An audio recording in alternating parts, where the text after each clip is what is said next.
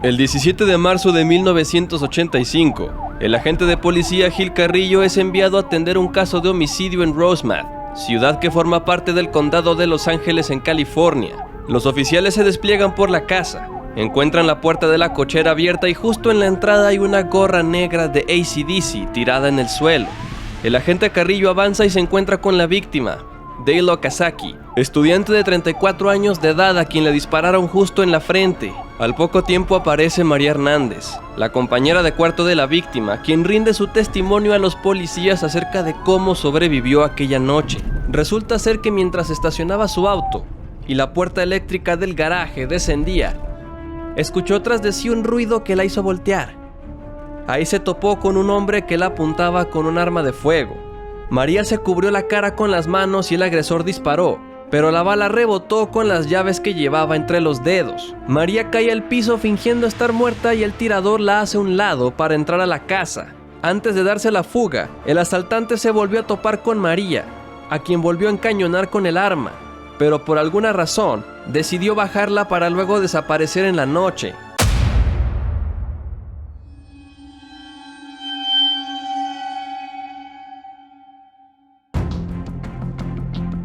Esa misma noche, unos 40 minutos después del homicidio, la policía de Monterey Park, otra ciudad que forma parte de Los Ángeles, ubicada a 1,5 kilómetros de donde acaba de morir Dale Okazaki, recibe una llamada reportando otro asesinato. Una joven llamada Chai Lian Yu, a quien encontraron dentro de su auto, un Chevrolet color amarillo estacionado en medio de la calle, aún con el motor encendido.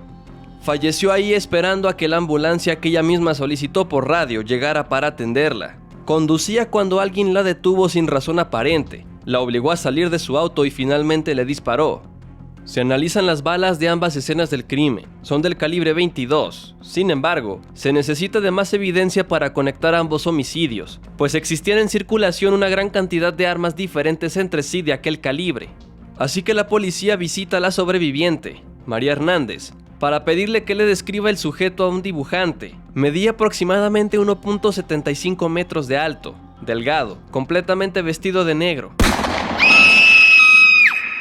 A solo 10 días de ambos homicidios, en el condado de Whittier, robaron y ejecutaron al matrimonio Zazara, Vincent de 64 años, a quien le dispararon mientras dormía en un sillón, y Maxine de 44 años, a quien encontraron en la cama. Abusaron de ella, la apuñalaron múltiples ocasiones y finalmente se llevaron sus ojos, los cuales nunca encontraron. En febrero y marzo del mismo año se reportaron varios casos de niños y niñas que fueron secuestrados para abusar de ellos. Después los liberaron en lugares diferentes de donde se los llevaron. Cuando estos menores describieron al agresor, los retratos resultaron ser bastante similares al que se dibujó a partir de las declaraciones de María Hernández. Además, en el homicidio del matrimonio Zazara, también se encontraron casquillos del calibre 22, por lo que el oficial Gil Carrillo, asignado a resolver el homicidio de Dale Okazaki, compañera de cuarto de Hernández, presentó la teoría de que todos estos crímenes estaban asociados a un mismo agresor. Hacia 1985 Estados Unidos ya tenía mucha experiencia lidiando con asesinos en serie. Se habían enfrentado a criminales como Bundy, Berkowitz, Kemper, además de que unos cuantos años antes California había presenciado el caso de Charles Manson, por lo que en ese punto la policía ya comprendía que existían homicidas violentos que atacaban sin motivaciones claras como el dinero, sino por la pura gratificación psicológica de asesinar a una persona. Este caso resultaba ser aún más complicado de los ya mencionados, pues a diferencia de Bundy o Kemper, este homicida había empleado un modus operandi radicalmente diferente para atacar en cada una de las ocasiones, lo que consiste en todas las acciones necesarias para concretar el crimen, huir de la escena del crimen y cubrir su identidad. Tampoco existía una sola similitud entre las víctimas, pues eran hombres, mujeres, y si tomamos en cuenta los reportes de abuso, niños, personas de todas las edades y sexo indistinto. Robó a algunos y a otros no, debido a la carencia total de características o patrones, así como a la diferencia tan grande entre homicidio y abuso de menores. Las teorías del agente Carrillo no fueron bien vistas en el comienzo de las investigaciones. Mientras tanto, el agente Frank Salerno, quien investigaba el homicidio del matrimonio Zazara, trabajaba en la que sería la primera vez que haría aparición una de las mejores pistas del caso Night Stalker, una huella de zapato en la entrada de la casa y en zonas con flores alrededor de la casa, La talla del calzado equivalía al número 10 en México. De igual manera, Gil Carrillo investigaba la misma pista, pues un compañero suyo le mostró una fotografía de una huella de zapato tomada en otra escena del crimen, un menor de 8 años que había sido abusado en una obra en construcción. Carrillo de inmediato la reconoció. Era la misma marca que encontraron en la entrada del matrimonio Zazara. La evidencia conectaba a un mismo agresor en estos casos de abuso infantil y homicidios, lo que llevó a que el agente Frank Salerno y Gil Carrillo comenzaran a trabajar juntos para resolver los casos. El 14 de mayo de 1985, la policía de Monterey Park responde nuevamente a un caso de homicidio. En esta ocasión, las víctimas fueron el matrimonio Doy, William Doy de 66 años, a quien disparó, y Lillian Doy, de quien abusó y golpeó, pero sobrevivió al ataque gracias a que su esposo llamó al 911 justo antes de morir.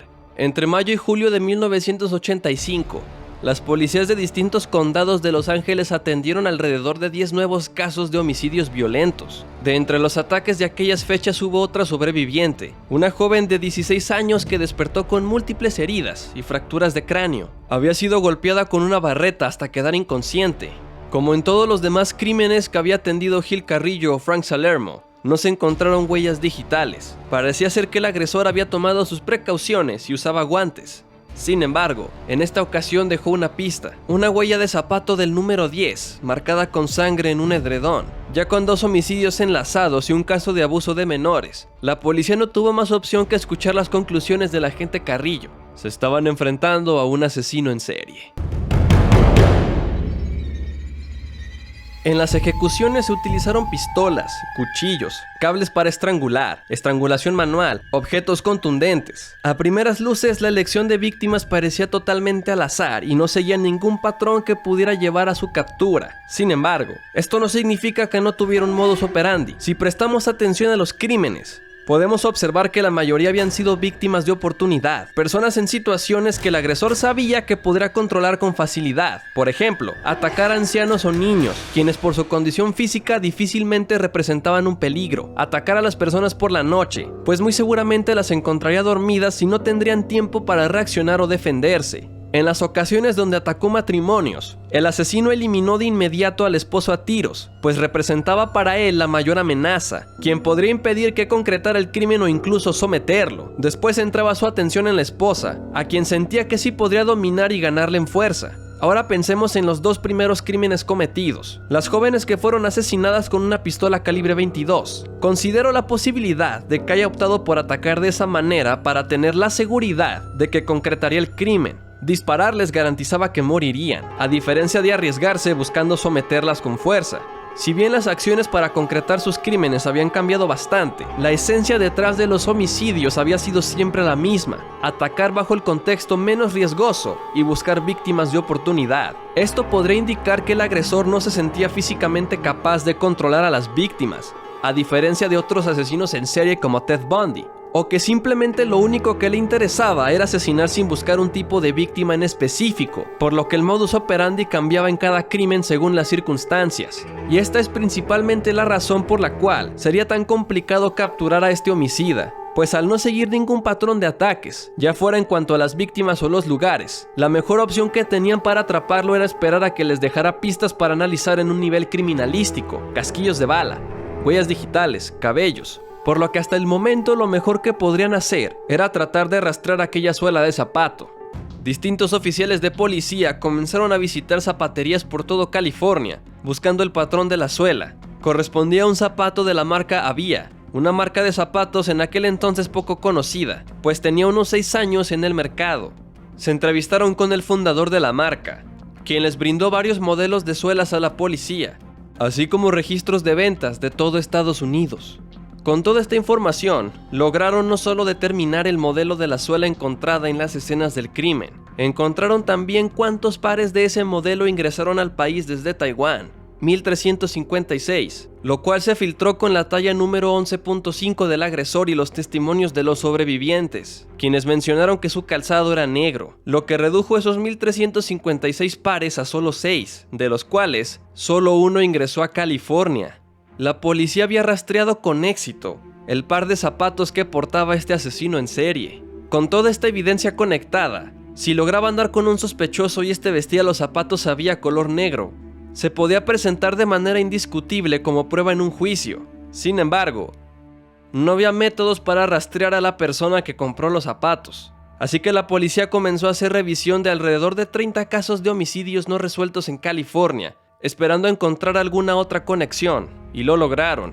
Malvia Keller y Blanche Wolf, dos hermanas de 83 y 80 años respectivamente. Malvia fue atada utilizando una cinta aislante, abusada y golpeada hasta morir con un martillo. Blanche resistió a que el agresor abusara de ella y finalmente la golpeó de la misma manera que a su hermana, pero logró sobrevivir en el hospital. En un reloj despertador de donde el homicida arrancó un cable eléctrico para atar a las víctimas, encontraron la huella parcial de un zapato, la cual coincidió con el zapato había 11.5. Sin embargo, los investigadores encontrarían una pista más que le daría un nuevo giro a este caso. En una de las paredes de la escena del crimen, así como en las piernas de una de las víctimas, el asesino dibujó con lápiz labial un pentagrama, símbolo que en aquellos años los medios de comunicación asociaron con prácticas ocultistas y satanistas.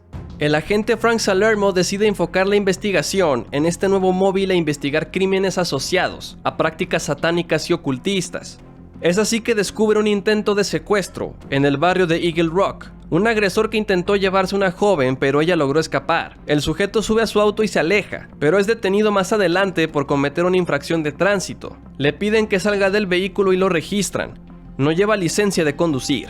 El oficial de tránsito regresa a su motocicleta para buscar su libreta. Entonces el detenido escucha por la radio de la policía que están reportando un intento de secuestro a poca distancia de ahí. Entra en pánico y decide huir corriendo, no sin antes dibujar un pentagrama en el vidrio frontal del espejo. Además, resultó que el auto era robado. Creyendo que aquel sospechoso podría tratarse del asesino en serie que buscaban, se presentan en el depósito donde guardaban el coche para registrarlo, pero la policía de aquel condado le cierra las puertas por no tratarse de su jurisdicción. A lo largo de esta investigación, el ego de las distintas policías que trabajaban por condado a lo largo de Los Ángeles no hizo más que entorpecer y retrasar la investigación, pues no comparten información entre jurisdicciones con tal de ser ellos los héroes que resolvieran el caso. El 7 de julio del mismo año encontrarían el cuerpo de Joyce Nelson en Monterey Park, una mujer de 61 años que fue golpeada con gran ira con un objeto contundente. Dejó la ya conocida huella del zapato había en el lado izquierdo del rostro de la víctima. La misma noche del homicidio de Joyce Nelson, frustrado por no haber logrado abusar de ella, el agresor se dirige a la casa de otra mujer que está a menos de 1 kilómetro de distancia, con la intención de concretar lo que no pudo hace unas horas. Al no conseguirlo, decide huir con algunas pertenencias que le robó. Es a partir de estos casos que los medios de comunicación se percataron que los mismos agentes, Gil Carrillo y Frank Salermo, estaban visitando varias escenas del crimen en distintos condados de Los Ángeles, lo que llevó al frenesí de los medios de comunicación. Todo el día, todas horas, se hablaba en televisión de los casos de homicidio y una supuesta conexión entre todos ellos. Pasó por varios apodos hasta que finalmente el Herald Examiner lo bautizó como The Night Stalker. Toda California se sumió en el terror al enterarse que había un asesino en serie que entraba a las casas por la noche y dejaba una masacre a su paso. Ahora la policía tenía que lidiar con los cientos y cientos de llamadas que entraban de ciudadanos que aseguraban conocer a este asesino, las cuales en su mayoría se trataban de bromas o personas tratando de vengarse inculpando a algún conocido. La policía terminó por recibir muchas pistas falsas en ese proceso, lo cual seguía entorpeciendo la investigación pues estaban obligados a seguirlas. Además, los agentes vivían con el miedo de que algún medio de comunicación terminara arruinando la investigación al revelar detalles que no tendrían que hacerse públicos, cosa que ya había sucedido en otras investigaciones criminales. Finalmente, poco después de estos últimos homicidios, los agentes consiguieron acceso al auto en el que se dibujó un pentagrama antes de que el dueño huyera. La primera impresión fue de total desaliento, pues en completa negligencia, la policía que resguardó el auto lo tenía colocado justo en el sol, por lo que cualquier tipo de evidencia dactilar había sido borrada o comprometida. Sin embargo, encontraron la tarjeta de un dentista que trabajaba en el barrio chino. Los agentes visitan al doctor y se enteran que hace solo 5 días atendió a un paciente con características muy similares al sospechoso que están buscando. Alto, delgado, tez morena y con una dentadura bastante dañada, tal como lo describieron algunos de los sobrevivientes. El dentista les entrega algunas de las radiografías de aquel paciente. Precisamente se trataba de alguien con la dentadura bastante dañada. Los agentes deciden montar vigilancia en el consultorio, debido a un daño visible en uno de los dientes. Saben que volverá en cualquier momento quejándose de un gran dolor. Sin embargo, uno de los ejecutivos del departamento de policía de Carrillo toma la decisión de retirar a los oficiales de policía, pues según él están perdiendo tiempo y dinero, sin llegar a ningún avance. El 15 de julio de 1985, el mismo día que retiraron a los policías, el dentista se pone en contacto con Carrillo para preguntarle dónde estuvieron, pues el sospechoso había regresado ese día. El querer ahorrarse unos dólares le costaría la vida a varias víctimas más. El 20 de julio encontrarían a Maxon Nealink y a su esposa Lila, ambos de 66 años, tiroteados y apuñalados. Esa misma mañana reportan otro homicidio. El esposo de otro matrimonio tiroteó al hombre y abusó de la esposa, pero en esta ocasión abusó también del hijo del matrimonio, además de robarles $30,000 en efectivo y varias joyas. El 6 de agosto atacaría otro matrimonio en el cual lograrían sobrevivir los dos. Rumbo a estos crímenes, el acosador nocturno dejó ver un modus operandi mucho más establecido: ingresar a la casa, asesinar al hombre de inmediato para poder abusar de la esposa sin ningún tipo de amenaza, a quien la mayoría de veces asesinaba, aunque en algunas ocasiones la dejaba vivir. Además de que en este crimen se reunieron todas las pruebas que hasta el momento tenían en su contra: las huellas del zapato a villa y los casquillos calibre 22. El 8 de agosto, a unos 6 minutos de la casa del oficial Gil Carrillo, de nuevo se cobró la vida del hombre y abusó de la esposa y la torturó, pero la dejó vivir. Declaró que mientras estaba sobre ella, le gritó en más de una ocasión que no lo mirara. Ella le juró por Dios que no lo haría, y él le contestó: no lo jures por mí, júralo por Satán. El 18 de agosto de 1985, la policía de San Francisco es enviada para atender un doble homicidio. Las víctimas son Peter y Barbara Pan, de 66 y 64 años de edad, ambos con tiros en la sien, Bárbara con señas de que habían abusado de ella, aunque aún tenía pulso, por lo que es enviada de inmediato al Hospital General de San Francisco. Después del ataque, el asesino se comió lo que el matrimonio Pan tenía en su refrigerador, vomitó y después grabó con un cuchillo en el papel tapiz de la escena del crimen, Jack the Knife, al lado de un pentagrama. La policía de San Francisco emitió una alerta en la que se publicaron todos los detalles del crimen. Los casquillos calibre 25 usados en el homicidio coincidían con algunos de los encontrados en los homicidios de California, pues el acosador nocturno había utilizado más armas, además de la que dejó los casquillos calibre 22 rescatados en las otras escenas del crimen. El modus operandi es prácticamente idéntico y además dibujó el famoso pentagrama. Los investigadores interpretan la firma Jack the Knife como un vago intento de confundir a la policía y hacerles creer que se trataba de otro asesino. La policía de Los Ángeles decide compartir con San Francisco toda la información que tiene sobre el caso: las víctimas, los casquillos, las huellas del zapato a villa, los retratos y las descripciones del atacante, información que el jefe de policía le pasó a la alcaldesa de San Francisco, Dianne Feinstein, lo que terminaría por ser el error más grande cometido en esta investigación, además de ser la viva prueba de por qué los políticos deben mantenerse fuera de investigaciones criminales. Feinstein dio una conferencia de prensa en la que reveló toda la información clave que los investigadores de Los Ángeles se habían esforzado tanto en mantener oculta de los medios de comunicación para evitar alertar al acosador nocturno sobre las pruebas que tenían en su contra. Después de los comentarios de Feinstein, no volverían a aparecer las huellas de los zapatos a villa en ninguna escena del crimen. Ya con las mejores cartas de la investigación gastadas, la policía se vio en la necesidad de buscar nuevos elementos con los cuales pudieran seguir conectando las escenas del crimen.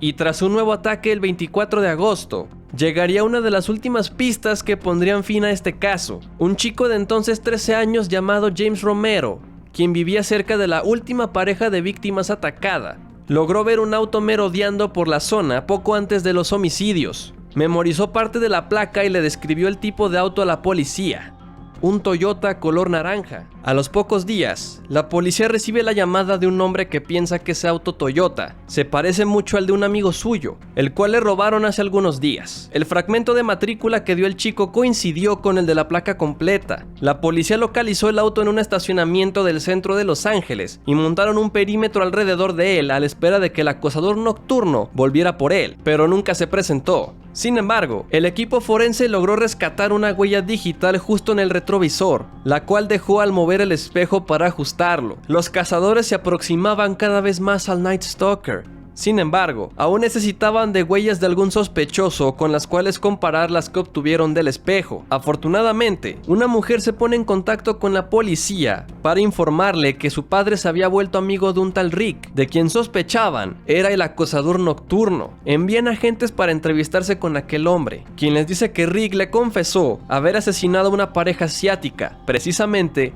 el matrimonio Pam, y que lo hizo con una pistola del calibre 22. Curiosamente, una de las pocas pistas que no fueron reveladas durante la conferencia de Dianne Feinstein fue precisamente el empleo de un arma del calibre 22, pues recordemos que en los crímenes ocurridos en San Francisco utilizó una del calibre 25. Esta persona entrevistada les confesó que Rick les regaló la pistola y él la vendió en la ciudad de Tijuana, México. El equipo de Los Ángeles viajó y logró recuperar la pistola, junto con una radio casetera que fue robada a las hermanas de 80 años que fueron asesinadas en mayo. La policía tenía ya suficiente evidencia para creer que Rick era en realidad el acosador nocturno. Finalmente, un informante de la policía de San Francisco llamado Greg le entrega un brazalete a la policía que, según él, está relacionado con el Night Stalker. Dicho brazalete se lo regaló su suegra, quien a su vez lo obtuvo de su novio, Armando Rodríguez. La mujer declaró que Rodríguez obtuvo ese brazalete como regalo de un amigo suyo llamado Rick, quien era alto,